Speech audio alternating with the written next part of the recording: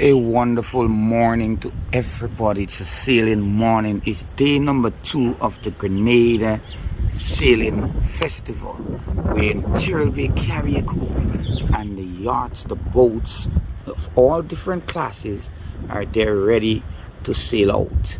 They are just prepping, and today they are sailing back to Grenada. They were here on Saturday, and they sailed yesterday around Carriacou and P.D. Martinique. Today we are sailing back down. Boats, over 30 boats are here, and they are sailing. They are different classes. I could see Savvy. The boats are from USA, Europe, and the Caribbean, all join in one big sailing fest from Carriacou to Grenada. Wow. I'm going to get on a boat and go down with them. Of course, we're waiting for the start. Yeah. Yesterday we are over on the other side. We were there yesterday. And today we attack because from they the went Gabo end. exactly a different angle. Savvy is heading out. Our Union Island in the background. Oh yeah. Our Marina, Dolly and Osprey is there waiting. Yes. Should we chat Osprey to go down? Follow the race. Follow the race. And I think my colleague, well, not think, Renee, my colleague, she's on one of them. Oh. And also a journalist that came to the island to cover the race from Germany. He's also following the race back down to Grenada. Lovely. Bye, Renee. Bye, Matt. So we are here with a homeowner who allowed us in to come and view the race from his balcony. We are here with, what's your name, sir? Hugo. Hugo. And Hugo has an interesting story to tell us. Tell us what happened yesterday. Wasn't yesterday specifically, but the day before at the skippers meeting. I've always loved sailing in Carriacou whenever I come down, so I was looking for a boat to jump onto. Galatea, being a close family friend and everything else, is one of the oldest boats in the fleet, being over 100 years old. I think being built in 1899, and is a passion project of the captain, Judd. It's one of those two big wooden vessels over there with the long lines. They are fast, they are heavy, but they are beautiful to sail on. So it's the one down at... Well, basically those three at that point. Okay. They're all the classics. The same, okay. All of them are easily 80, 70 years old. And yeah, they've sailed up and down all over the place. I know Judd has sailed this 100-year-old boat, you know, all the way to Russia and back again, you know, Scandinavia, all over the place. Oh, wonderful. So, wonderful. Yeah, wonderful. and just goes to show that, you know, you look after boats and boats will look after you, and, you know, will last a lifetime and more. I think I'll go now. I'll become a sailor. Yeah. It's always been tempting, especially when, you know, you grow up with a view like this.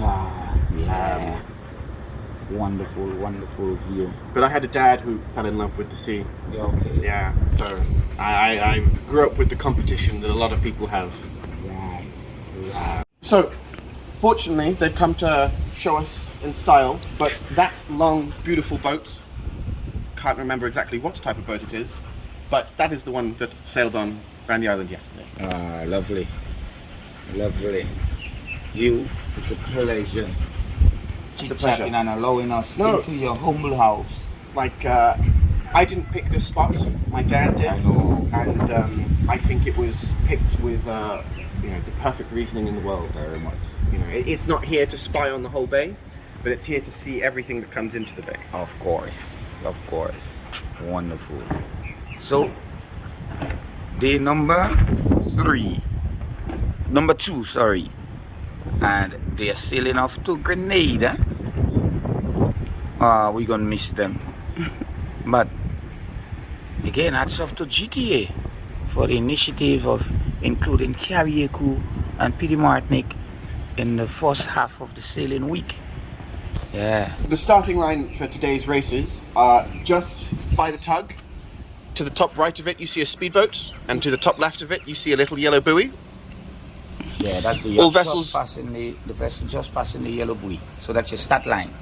Almost all vessels must pass through there for their Okay. times to be started. Right.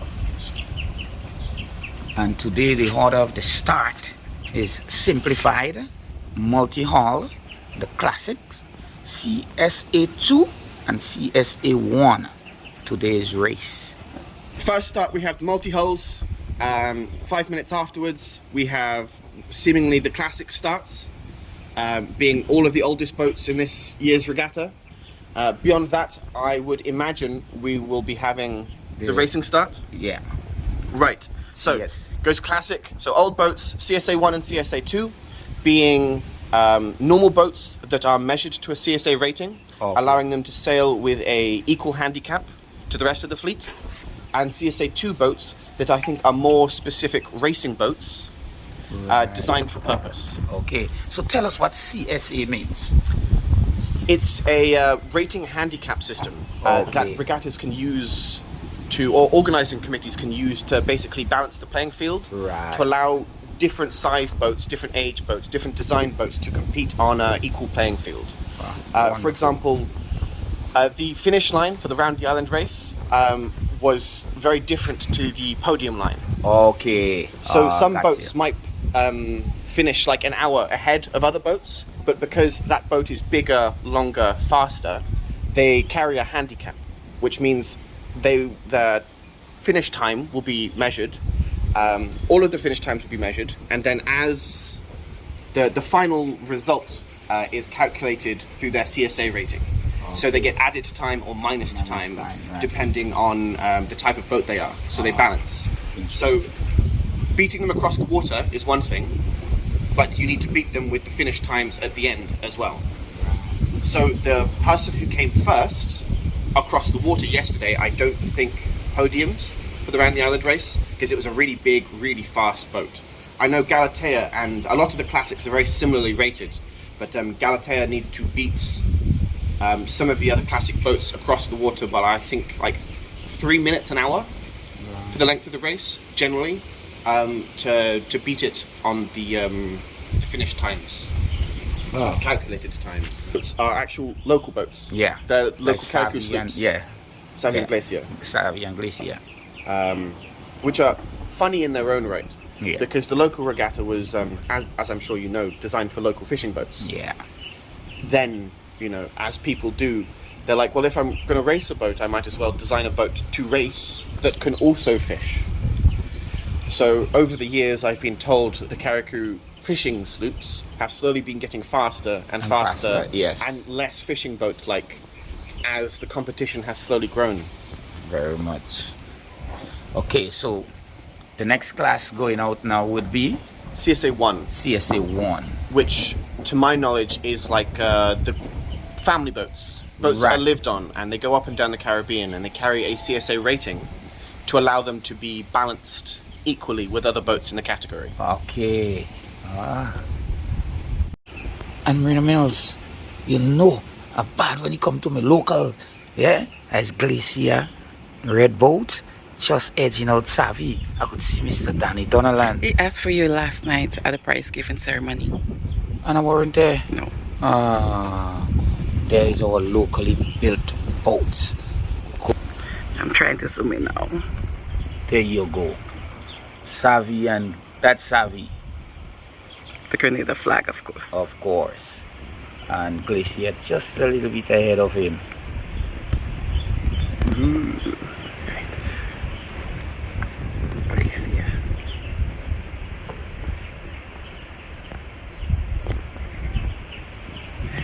And Savvy. Now could hear Danny say, come on guys, let's get it going. I'm seeing him right to the back. Okay?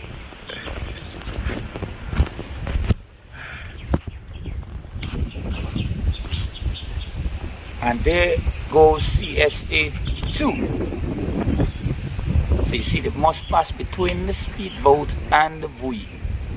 Come on, there's a little guy in the middle there, he get crushed. What is he doing there? There goes the horn and they are off.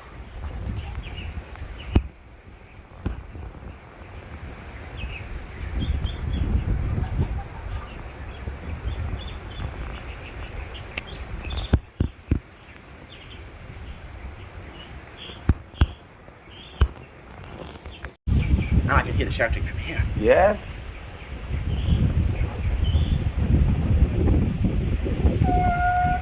Move. Get out the way. And away to go. Down to Grenada we shall sail, like a blackbird in the air. So people who live in Guelph and these areas, they can come out to see them, right? Yes, yes, going down the western side. So that's the trail they will take. The route, not the trail. What am I saying? Trail. Yeah, See, I'm not a boatman. I'm so used to this, to the land. Yeah. Yeah, you can see the CSA 2 class, Yes. which are the 4 J24s, I think they are, which With are small racing boats. Okay. These 4 So those to to the the right of front. the speedboat now. Yeah. Yeah, CSA. They You are see these boats are different shapes, different they are sizes. very much. So they are the CSA ones. Yeah, handicapped to balance. Okay. Right. And you have CSA 2, which are more racing boats, so the handicap is less. Lovely. Ooh, have a look at this one. Sending out that balloon jeep right in front of us. Spinnaker. Spinnaker. That's a J24 racing with CSA 1. Okay, interesting. Or small boat racing with CSA 1. Look at the sailor of this one. Yeah. That yellow and green. I thought you were a St. Vincent flag going to pitch up there, you know. St. Vincent and the Grenadines. I would love to sail down on one of those boats just for the experience. Although I'm not seaworthy. I'll be feeding the fishes on the way down. And the sun. The currents, like between Carriacou and Grenada, there is a point, sort of slap bang in between, where currents get pushed between some underwater, like fucking mountains, big reefs, which makes it either coming up or going down depending on the wind nightmarish. Yeah. Because you have currents hitting against each other. Yeah. Okay, So they're after the starting point. They're off to the starting point, and that's the CSA 2 class, the last class to leave. If you could hear that horn, that was the 1 minute warning, as you, our wonderful tour guys, telling us everything about yacht racing and boat racing. He's your host, not your tour guide. Yeah, he's my host, of course, but he's doing a brilliant job. You know, now I think he's stuck with me because I knew you'll be back for Carriacou Regatta. Yes. And Yes, we'll be coming here. I'll be offering my service. I'll cook for him, and he'll tell me all about the racing. And that's the Trilby Regatta. So in Trilby August, Regatta, there is the Carriacou Regatta and the Trilby Regatta. So his dad started the Trilby Regatta. the yachting regatta. Yachting Yes. Regatta. How I clarify. Not These workboat. are both Carriacou regattas, one's local. one's Workboat, yes. And they are off.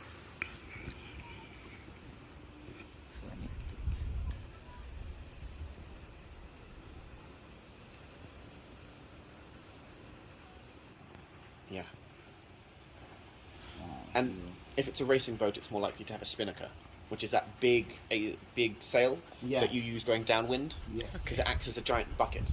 So he holds the wind there and it Pulls you along. The equivalent to those who either can't run a spinnaker or an asymmetrical is a butterfly pole, which basically you just force the jib out to the other side of the boat to the boom. Yeah. So you open both pages of the sail, and that's sort of like the equivalent for those who don't have a spinnaker.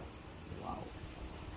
Or even low budget, you get all the kids on the crew just to hold the boom to one side and just pull the jib to the other and hope that the wind doesn't change and launch half your crew off the boat.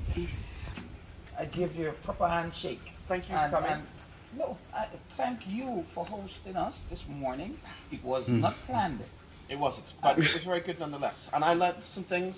Of course. I think you learned some things. I learned more things about boating than I anticipated for. My privilege entirely, and especially, my connection to sailing around this island, even if it isn't the local boats, it is still something that I hold very close to my heart. So to have you guys here and to provide you the opportunity to take such magnificent photos of this year's Grenada Sailing Week, it's been my privilege. It's a pleasure. Thank you very much. And you need to take me sailing one of these good days. Yes, I'm sure we'll figure that out. Huh? Definitely. Definitely. Cheers you. Pleasure. Very good.